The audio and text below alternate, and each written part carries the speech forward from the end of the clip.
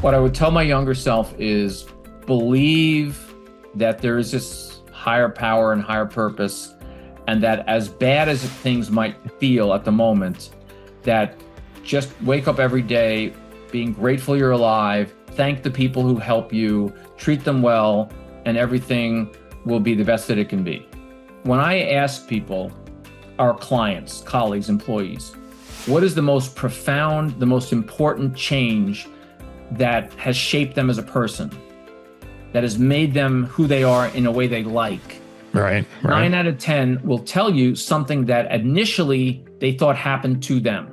Have an opportunity mindset that accept what happens as reality, not as good or as bad, not as something that should have happened, couldn't have happened, wouldn't have happened, but as reality. I'm Art Blanchford, and this is Life in Transition. Welcome to the Life in Transition podcast. Today, I'm really excited to have with me Mark Monchek. Mark is the founder of the Opportunity Lab, and he's also a very proud father and grandfather and author of Opportunity Intelligence: How to Thrive in an Age of Radical Disruption. Mark, that's what transitions are all about. Yours are even more radical. I'm really excited to have you on the Life in Transition podcast. Most welcome. Thank you, Art. I've been listening to your episodes recently, and I'm just so moved by how willing you are and your guests to be vulnerable, to go deep, to actually look inside our past, look inside our consciousness. There was a recent podcast you did, which was entitled, I believe, Our Deepest Wounds, Our Greatest Gifts. And I think it was Dennis, I forget his last name. Dennis, yeah. Who talked about his life. He was in 24 different homes. He was beaten while his parents were potty training him. Mm-hmm. He ended up in Rikers Island, which is a pretty heavy-duty prison in Queens, New York, when he was a young man.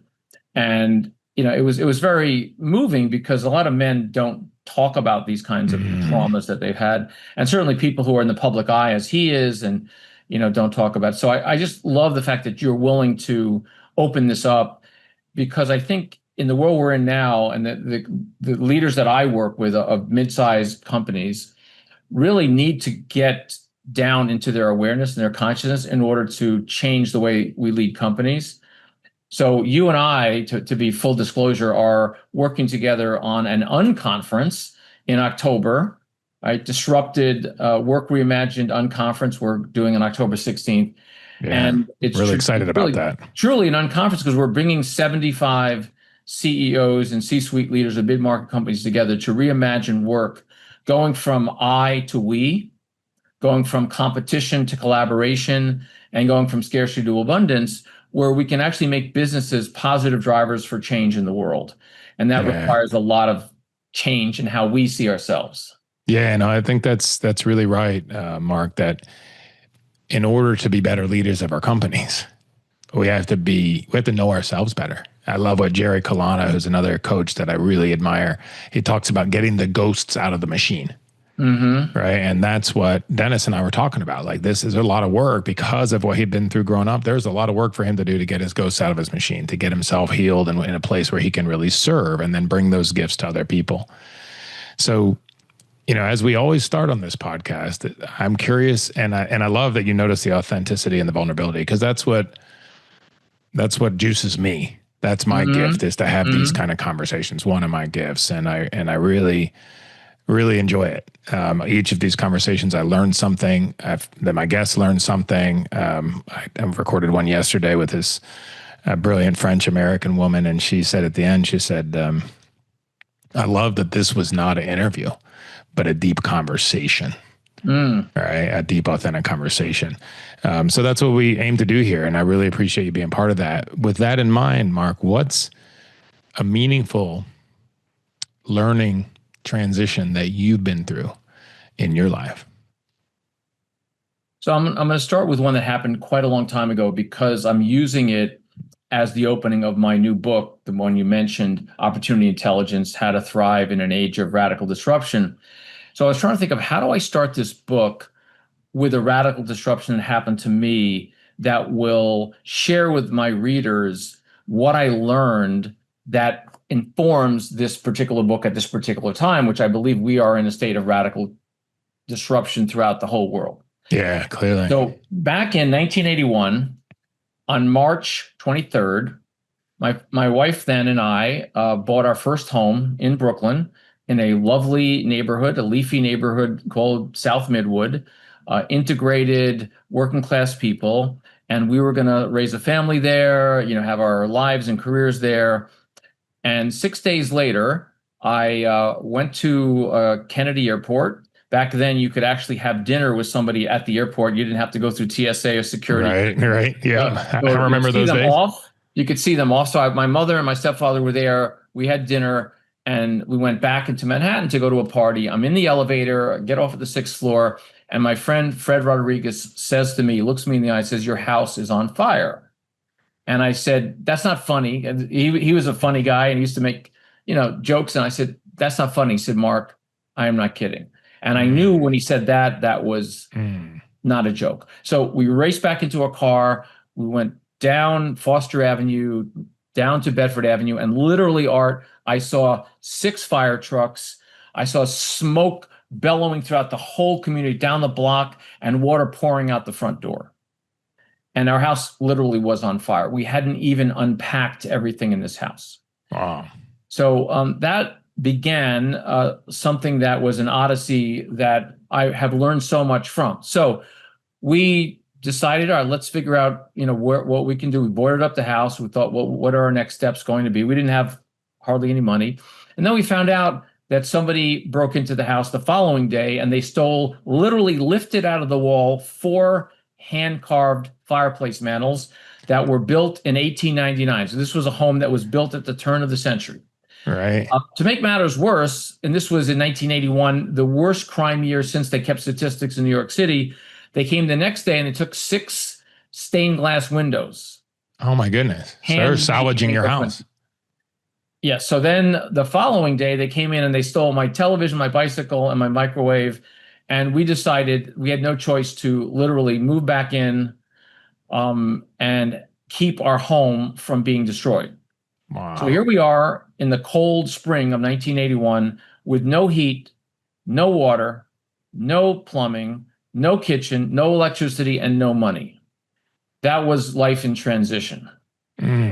So why did I start this out as the starting of this, our episode and the starting of my book, is because I learned so many things in this radical disruption. The first thing I realized is that everything we have in life, other than our humanness and our relationships, we rent. So we owned this house and we owned the possessions in it. But you know what? Somebody decided that they wanted to try to burn it down. And so it really didn't matter. So physical possession. Right. Even if you legally own it, in a sense, you're just renting it because it can be taken away from you anytime, or you can leave the planet at any time. And then you don't take it with you either. Yeah, exactly. And so as we're hearing every day, you're having floods in the hill country of Texas. Last year, about a year ago, my partner and I suffered a severe Hurricane Helene, really devastated Western North Carolina. So material things are transient, no matter how much we want to rely on them. So I realized, what do I have to rely on? I had to rely on my relationship with my wife, my family, and neighbors that I didn't even know. And my relationship with spirit. I call spirit grace. Some people call it God. Some people call it the divine. But we were devastated. So traumatically, we talked about a lot of your episodes talk about early childhood trauma. I had grown up in a family of Jewish immigrants who had lost their homes in Eastern Europe by fire. I had many relatives who died in the Holocaust, which was a fire. They were killed in the oven. So fire was a very traumatic experience in the intergenerational trauma of my family and my ancestors. And then there was the shame of, well, what could I have done differently? Did I not do something? Because the former owner of the house was a lawyer for the NAACP Legal Defense Fund. And what we found out happened was I had let him into the house because he had left some things in the house, 6 days before when he gave it to us. And I thought, well, I just give him the key. He's a upstanding person, which he was. I had no idea that somebody thought he was still living in the house and they were trying to kill him, right? So that was Oh, the thing that neat. I didn't know. Wow. So Okay. for many years, Art, like 25 years, I thought, what if I wouldn't have given him the key? And, was it my fault? Yeah, it could And create a lot of shame and guilt. there was a lot of shame and guilt and trauma from that early, multi-generational fires that, hurt my ancestors. All right. And then you're like, okay, well, like I have no money and I don't know anything about construction. That was not my thing. However, Freddie, my friend who I mentioned, told us that our house was on fire. He was a contractor and he decided to help us out and he moved in with us. Oh, wow. Suddenly, grace brought all these people into our lives. So my brother-in-law moved in. The neighbors showed up with food. They showed up with plumbing supplies. They showed up with recommendations, and they showed up with love. Mm, mm. And I realized that there is a whole network, social network, but this was before there was Facebook or Instagram, that actually is bonded by your relationships with people that you know and people that you don't know. So I began to start to understand the whole idea of network sensitivity, which is one of the chapters in my book, which is there's a whole ecosystem of relationships that often we don't see, that are Right. invisible because we've lost the physical connection. Our connections to people used to be geographic and physical, right? And physical, We, absolutely. Yeah, the people you we walk grew up in by a every day, or you community. stop in the diner, or you see on the street when you're walking your dog, or whatever. But it was people you would physically interact with in the past. Yeah. And you knew where they were and how to reach them. Yeah. And if you knocked on somebody's door to get a cup of sugar, you knew when they were home, right? Right. So Right. we lived in a synchronous world back then. Now we live in an asynchronous world. But anyway, back then, people showed up, and I started to realize, wow, somebody who is my neighbor knows somebody who knows an electrician who I can get a referral for. Yeah. And I started to research this whole idea of the interconnection of relationships and resources in the world, which later ended up to be our program that we've been working with Opportunity Life for many years, called Unlock Your Network. And I understood that the interconnections of people are deeper and broader and fuller than you realize, because we have grown up in this world with the idea of scarcity. So even though we Yeah. live in one of the most abundant countries of all time, we're Right. grown up thinking there's not enough money, there's not enough careers, there's not enough this, there's not enough. Like when I was in first grade, Art, I was told that the kid sitting next to me was my competitor from a spot in an elite school that I was supposed to go to because that's the only way I could succeed in life. Right. Right. Wow. Yeah. That's building in scarcity from a very early age, right there. Right. It's Yeah, and when you're an athlete, so I was an athlete when I was 9. I was playing baseball, I was playing football, playing basketball, and even though you have your teammates, the other team is your enemy. And so, like in the athletic world, there's a competition. Everybody else is your enemy, and your team is your teammates, your friends, whatever. But they might be your enemy because somebody might want to take your spot if they're better than you, right? So there's this whole mindset around competition and around scarcity. And so when you grow up in that way, you think, well, there's never enough. And even if I have enough now, somebody might take it away, like having a fire. right. Right. So this life transition was understanding what I have is who I am as a human being, the connections I have through love and generosity to my family and my friends and people that I don't even know. If I start to nurture that ecosystem with the question is, what can I do for you? So whenever people brought stuff, I would say, thank you, Art. What could I do for you? And what would they say? What came back? They might say, well, what do you do? And I would say, well, at the time I had 2 careers. I was a mental health administrator in mental health clinic, and I was a psychotherapist in private practice. So they might say, oh, well, my cousin's having a problem, with ADHD. Could you find a place for him at your clinic? Okay, fine. Um, you know, Somebody needs more information about this mental health condition. I said, okay, let's. So when you start asking, what can I do for you? People start to respond, and there is a generosity. I think most people are generous. And I think we've Absolutely. been told that people are selfish, that they're self-interested. And this is a mythology that we have to change. We have to change that. Most people are generous. If you are generous to them, they will be generous to you. And sometimes even if you're not generous to them, they're generous with you. Yeah, absolutely. Absolutely. So That house, did you end up staying in that? Is that where you end up raising your kids and so forth? Or did you move from there before too long? We stayed there for 14 years. Oh, wow. It took us 6 years to put back everything the way it was. So the fact that we bought this house, we bought a house that was built in 1899. Right. We wanted to restore this house to its original grandeur.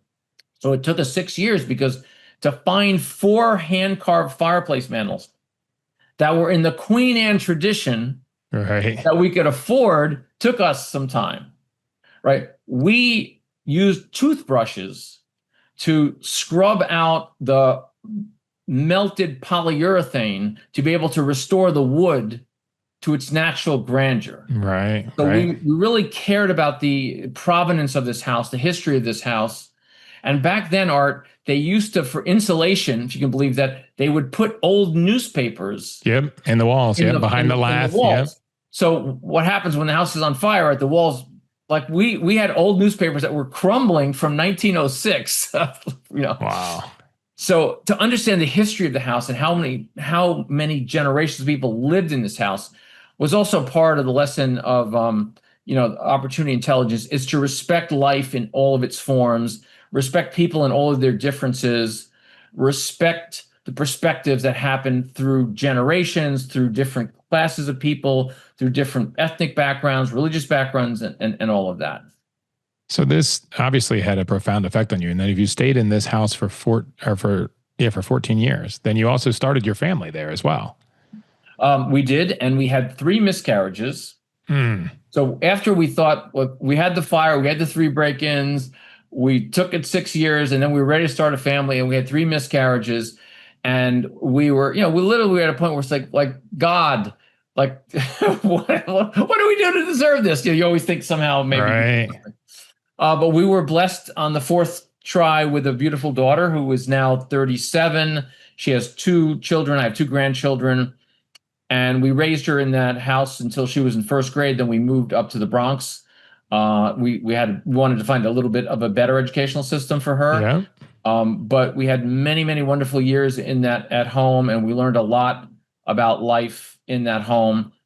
And I started my own business as a contractor. I was my own customer, right? Because Freddie and I started a contracting firm, and we were the only customers. But we had to hire people. We had to subcontract. We had to buy supplies. I had a budget, and I realized, holy crap, I'm in business. Both sides of my family had a business. So I had the DNA of an entrepreneur. Right. And my father was a psychiatrist. My mother was an artist. So I grew up at the intersection of business, art, and psychology. And I had to use all of it starting my first contracting business, trying to save my own house. This episode of the Life in Transition podcast is brought to you by MidLife Transition Mastery. If you have reached midlife and you are successful, you have checked all the boxes.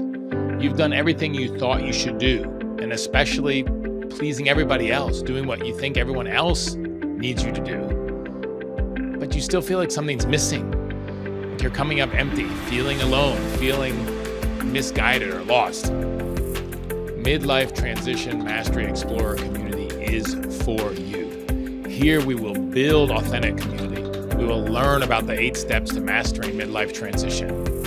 And we will learn and execute living life with no regrets in our second half. Please check out the community on lifeintransition.online/MLTM, Midlife Transition Mastery. And I look forward to seeing you around the fire in this community. All right. Very interesting. If you look back now, I mean, you mentioned a lot of things that you learned about people during that time and about resolve and resilience. If you look back on that transition now, Mark, what would you, this perspective, this is a lot of years ago now, right? 44 years ago. What would you tell your younger self? What would you want your younger self to know at the time that this house was being robbed and burned? What I would tell my younger self is believe that there is this higher power and higher purpose, and that as bad as things might feel at the moment, that just wake up every day being grateful you're alive, thank the people who help you, treat them well, and everything will be the best that it can be.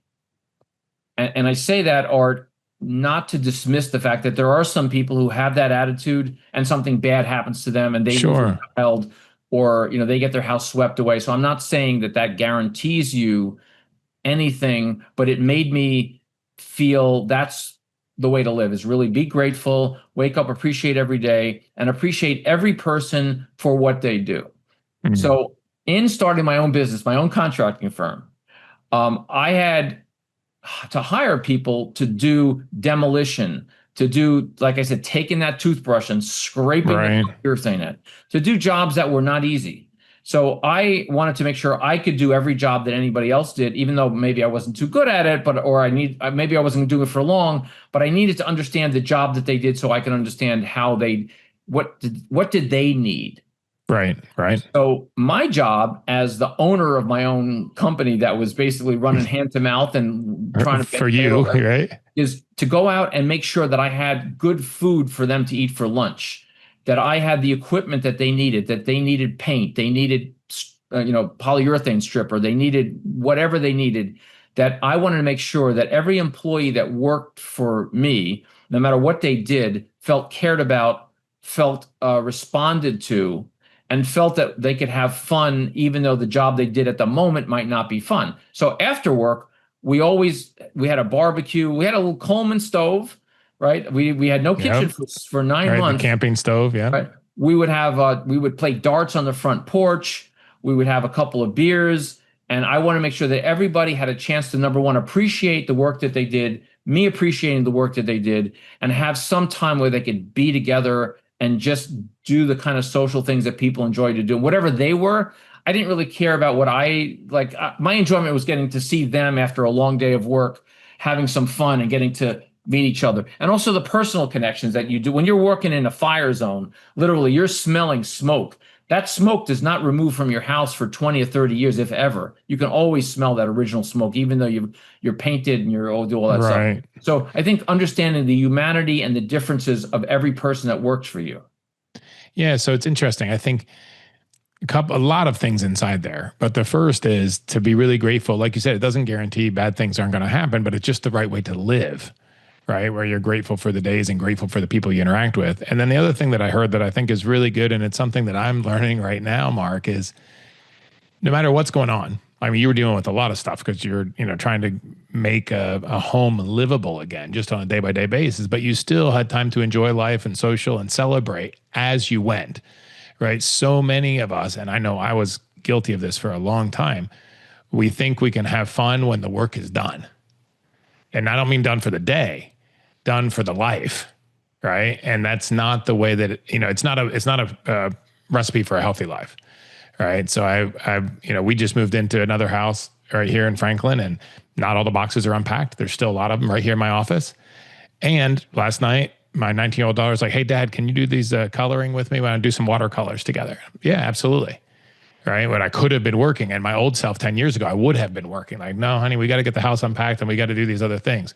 So I think that's a really important point, to really enjoy life as it goes. And even the work that we get to do, to enjoy the work in the work itself as we go, and not see it just as work, and to make sure we celebrate and are grateful as we go. I think that's super important. I was very interesting conversation with a shaman in Mexico a few weeks ago, who is Jewish heritage. So if I remember right, his father was a Russian Jew and his mother was a native Mexican.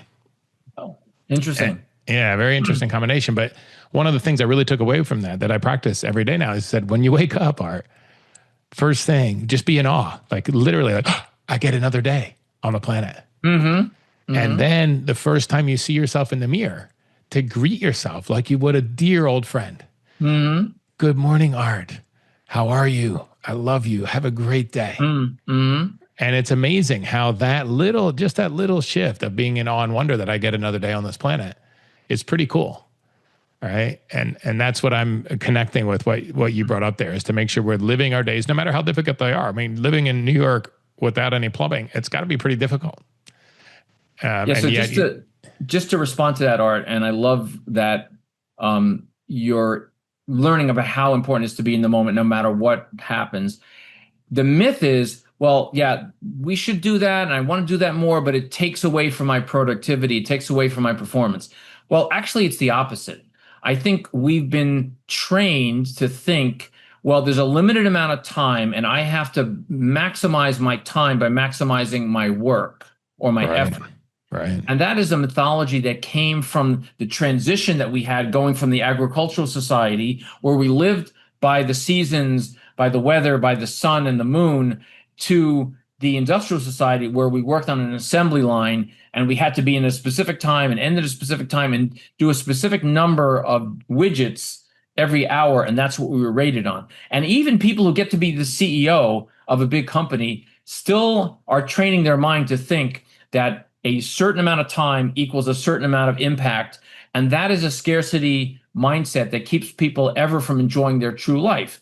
So, as you mentioned, being grateful, greeting yourself, greeting your friends, being in awe, actually, to me, in my life, in my company, in my friends, in my colleagues, increases the impact. Because people, when they're in a state of joy as their state of being, can do so many creative things, and the stressful things are dealt with differently than you are if you're constantly justifying your existence on the planet. Yeah, no, 100%. 100%. Yeah, that's, I saw in my last big corporate job where I was finally shifting from 100% productivity all the time, have to be perfect, have to perform, to how can I work in a balanced way? How can I bring others up? How can I add the most value without being crazy? Was really interesting. Like, I worked a lot less hours in those last few years and was a lot more balanced. And on the most strict economic standard, creating market cap, creating value, had a much bigger impact than I'd ever had in my career during that time. Why So, do you think that was? I mean, I think it was because a couple of things. One was that I didn't feel like I had to be busy all the time. I had gotten really sick, and I finally gave myself permission to rest, and so did my boss, right? To like just focus on this, nothing else. So I wasn't trying to get promoted. I wasn't trying to impress anybody. I shifted from, I'd always been curious and always been a learner, but I went completely to an open mindset from a closed mindset, right? And I put a lot more focus on how to grow other people, which I already had done. Like in my teams, I'd already been focused on growing my own people, but now I was also focused on growing people around me, even at what I would have thought was the expense of me, like shifting from this scarcity mindset of like, I can't promote this guy so much, or can't give him this responsibility because then I'm not doing my job and I might not look good, to, hey, this guy's doing a really good job with this. I'm pushed today. Maybe he can run the meeting for me. Let me ask. Right. Even if he's a colleague, not somebody in my team. Right. So it really shifted. And then being able to be really present with people. I mean, we were making very big deals, and to be really present and authentic and to be able to understand what's going on with the other party and not just fighting and leveraging and trying to win, but to see what's the best way forward. All right. So it's very, very different experience. So I want to come to, Mark, how has all of this informed the work that you're doing now? Right. And informed your life now? And maybe I start with, how are your relationships different? And I know a lot of time has passed, but if you look at the lessons that you've learned, and you talked a lot about network and seeing people and being in gratitude, how are your relationships different today than if you hadn't had this transition back at that point? Oh, that's a great question. I guess I'll start with maybe the most important relationship that I've had in my life, which is with my daughter. And, when I was growing up and when her mom, my original wife, was growing up, we had I think, a much more difficult life because our parents were highly traumatized. My mother was a Holocaust survivor. My father lived with 6 siblings and 2 parents in a 500 square foot apartment in a very poor neighborhood of Brooklyn.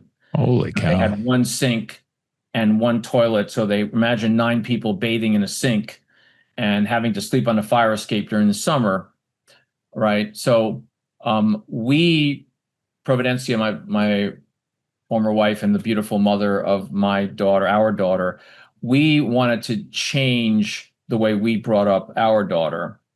And we wanted to just bring her up in a state of love and understanding who she is as a person, not who we wanted her to be. And so as we start to see that unfold, I started to see our daughter doing things in a more graceful, more spontaneous, and more effective way. And so one of the moments that of great delight was when my daughter was about 4.5 or so. She was learning to swim, and she was learning to swim, in the shallow end of a pool, 3 feet deep, 4 feet deep. And so she was waddling back and forth in the pool. I'm standing there with one of my friends, and literally she's out of my eyesight. And you've had that moment with your kids where your heart leaps into your chest and you can't find your cup. My daughter's gone. She's missing. What did I do? Yeah. So I turned around and I saw her swimming the length of the pool. She had never done it before. I didn't know she could do it. She didn't know she could do it. And she didn't ask permission to do it. She just decided in that moment she could do it, and she did it. Wow. And that was the moment when I started my story called My Daughter, My Mentor, how much I've learned from her. So she, growing up with two parents really who had kind of, I don't want to say resolved or transmuted their own trauma, and were really being present with her, I was able to see the things that she could do naturally, that she didn't have to work hard at it. She didn't have to struggle with it. She didn't have to be worried about herself. And then I started to do all these incredible things that I just thought had to be difficult. And I realized that they don't have to be difficult. So that's beautiful. And I want to peel the onion a little bit on that, Mark. How is it that she could be more productive when you are not driving, when you're not, you're not teaching her to swim. You're not, hey, you have to do this so you can be safe, and I need you to perform like this. There was none of that. You created this loving, safe space for her to grow on her own. How does that work? Because in a sense, it's much more productive. You could have had a lot of swim lessons and not had that, with a lot of sternness and discipline and all of that. Yeah. So the first is that swimming is something that I wanted for her because she liked it and she wanted it. And that I wanted her to do for her, not because I thought she had to learn how to swim. Great. The so second that goes back to what you were saying, that you're seeing her as her own being and not someone that's, should be the way you want them to be. Yes. And I believed, because she was a healthy, active child, that she could learn how to swim, and she would learn how to swim when she was ready to learn how to swim and in the way she wanted to learn it. Right. What I didn't realize is how natural it would be without having to, spend years doing it. She needed to learn the strokes, to learn the breathing techniques, and just feel some trust. And then she just did it. And that was sort of the pattern in her life. Once she kind of understood something, she just had the confidence, and she wasn't trying to prove anything. She was like, yeah, I enjoy swimming like the pool. So that's what I want to do. Wow. No, and that's that. I mean, to allow that space. So that's it's beautiful. I think about, I look at the difference. Like, my brother has his kids that are much younger. He got married later. And I have a lot of brothers, but his kids are so young. The rest of ours are grown, or almost grown. And he has very much that approach. And it's really interesting to see what these boys are capable of without all the discipline and lessons. I mean, they have all that stuff, but it's in a basis of love and their interest and what inspires them instead of what the parents want. And it's really interesting to see. It's really beautiful to see. How do you think your life is different today because of that experience with the fire and stuff back then? Like, where do you think your life would be today if you hadn't had that, which at the time probably seemed like a very brutal thing? Where do you think your life would be today if you hadn't have gone through that transition, Mark? This podcast has a limited amount of time. Yes. That's a question that I could spend a couple of hours with. So let me try to give you a succinct answer. Well, going back to your question about relationships, it made me understand that relationships are sacred. and that they need to be nurtured by really understanding each person as a unique being, understanding who they are, what they want, what they need, and giving them the permission to tell me what they need and give me feedback about whatever they need to tell me, whether I like it or not. Yeah. So I think I've learned a lot, from getting that feedback. And when we were reconstructing our home, I really understood that my limitations, I didn't know much about construction. I was new in business because I'd never been in business before. Right. Right. And I had to really rely on the feedback of other people and trusting their judgment on things that they knew better than me. So my discernment was, do I believe this person has my best interest in mind? Do I believe this person has shown me they have the skills to do this thing? And if they've proven those two things, then I need to trust them and to give them feedback and have them give me feedback. So if I see them doing something, let's say if Freddie was doing something I didn't understand, I would say, hey, Fred, I'm not sure why you're doing that. And he would say, oh, I'm doing that because I changed my mind about the painter. I thought this painter was a good painter, but he's not. We're going to have to change out. And this is why I changed to do that. So, having open communication and really trying not to take things personally, trying to just learn from the communication rather than trying to think that the person is saying something to hurt you. They're trying to say something to help you. Right. And how has that translated into the business that you do now with Opportunity Labs? Well, number one, it's given me a lot of respect for entrepreneurs and to really understand whenever we work with a client, and we typically work with mid-sized companies, we're working directly with the founders, the owners, or the heirs of the founders, right? Really to understand the origin story. The origin story of the company is very important. The origin story of the entrepreneur, the person, whether you're in business or not, I want to know how somebody came into this world. What were the conditions that they came in under? What were the situations they had to deal with? And when I can understand that, I can understand, their, what we call their success DNA. So I try to look at entrepreneurs and companies in two ways. What is their unique gift, their superpowers, the things that they do extremely well, and what is their fatal or possibly fatal flaw? Right? Everybody has a unique gift, and everybody has a potentially fatal flaw. So in the work that we do at Opportunity Lab, strategy, leadership, and culture, our mission is to empower conscious leaders to build great companies and make a difference in the world. We try to find out what is the unique greatness of this company and what is its fatal flaw? What is the unique greatness of this entrepreneur, this founder, this leader, and his or her possible fatal flaw? Once we can leverage, support, nurture that unique greatness and understand the fatal flaw so that we can actually change it, that it is a limitation, but not fatal, that's when they start to rise. Right. So again, getting them playing to their strengths, if you go to that book, Strength Finders, and not being held back, not being hamstrung by fatal flaw and being aware of that, which is something that they need to solve for themselves. I'm really excited to be joining you in New York, October 16th for the Unconference and speaking on leadership. What would you like our listeners to know about that event? That we're doing something that is extremely difficult. Why am I saying that? We're talking about making things easier. So why I say difficult is we're co-creating this event. So as an example, you, Art, will be teaming with Wendy White, who's actually my life partner, and Joe Yacarino. And the three of you will be co-creating what we're calling a business hackathon. So in the morning, we'll have short keynotes, TED-style talks, Q&A, and then in the afternoon, we'll have these three, what we're calling business hackathons. One will be on hacking the pace of change with AI. One will be on the leadership reset, which is your pillar. And the other one is empowering talent through thriving culture, right? About people and culture. So we, Tammy, my partner, and I are going to nurture you and Joe and Wendy to co-create something that we're not going to try to control. We're not going to micromanage it. We're going to trust that whatever you come out with some parameters, obviously, that we all have to do together, will be special and powerful and unique. And the participants, who we're calling disruptors, the people who will be attending the conference will also be kind of co-creators with you, because we're not bringing you guys to teach them something they don't know.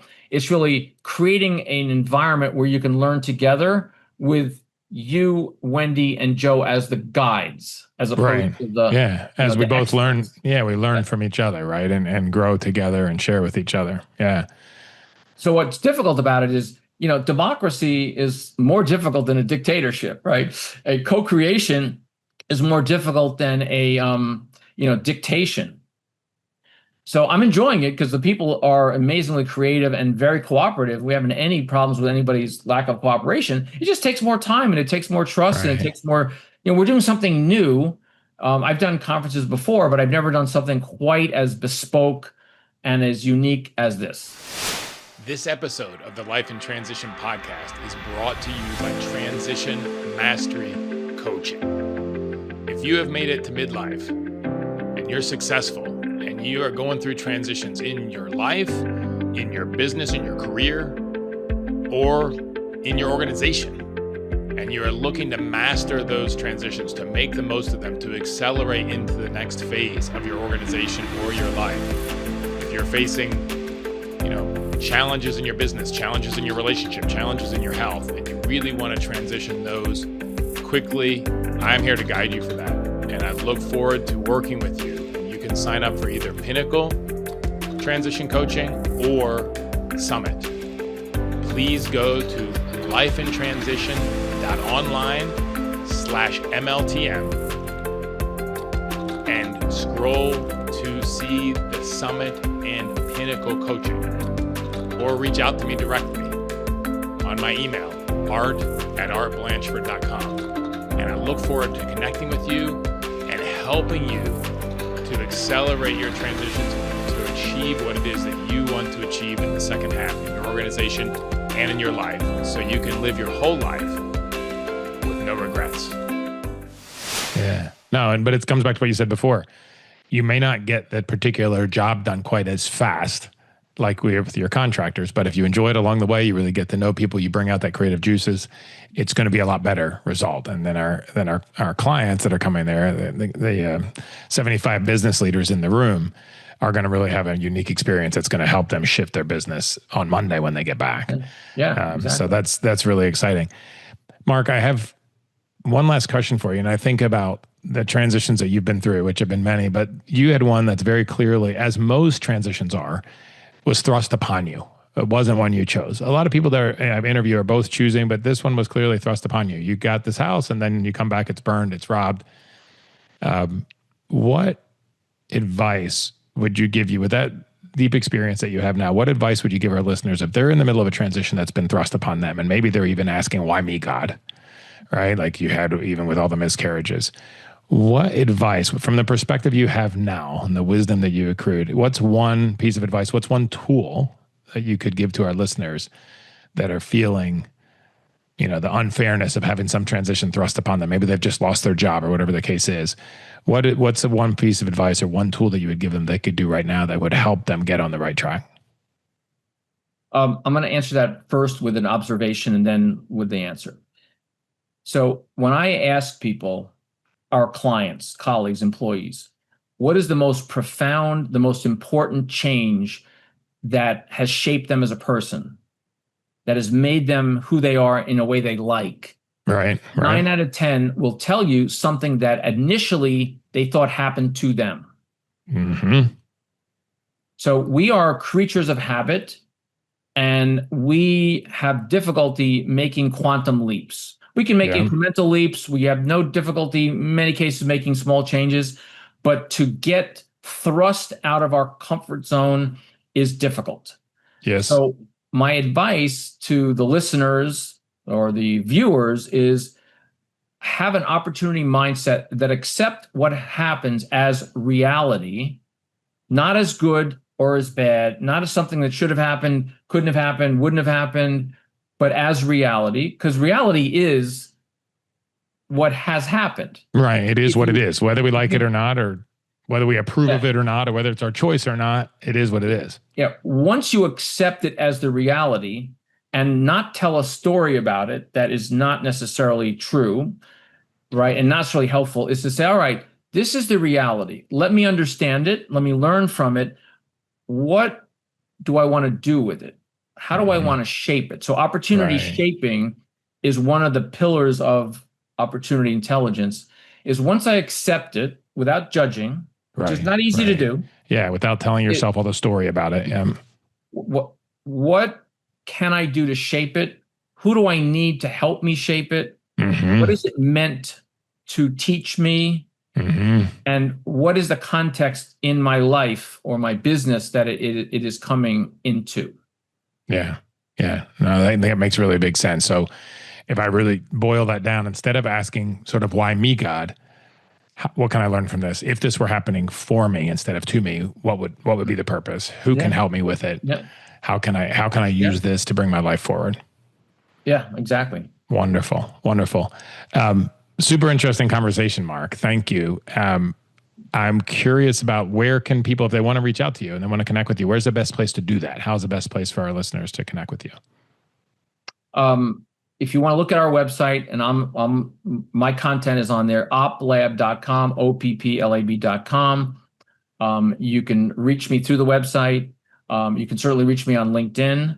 Awesome. And Unconference NYC. If you want to learn about this amazing event, and it's basically, it's really going to be invitation only. But if you're a listener, you can get a personal invitation just by going on the website, unconferencenyc.com. Ask for an application, get the application. We're not excluding people, but we want to make sure that the people who come are the people who really truly want to have this particular experience. So between the website, between Unconference NYC and LinkedIn, you should be able to reach me. Awesome, Mark. Well, thank you for your vulnerability. Thank you for your authenticity and sharing your experience, your life, and your wisdom with us. I really appreciate it. Thank you. Thank you, Art. I appreciate the work that you do in the world. Thank you. I can't wait to hear what action you are taking. Connect with me on LinkedIn or our website, lifeintransition.online, and let me know. Let a friend know too. It could be a huge encouragement to them and keep you on the track. Thank you so much for joining me today. Make sure you subscribe wherever you listen to podcasts, and it would mean a lot to me if you left a review and shared this episode with a friend. If you want to learn more about me and what I do when I'm not podcasting, please visit me at artblanchford.com. Thank you for listening. Together, let's make the most of life in transition.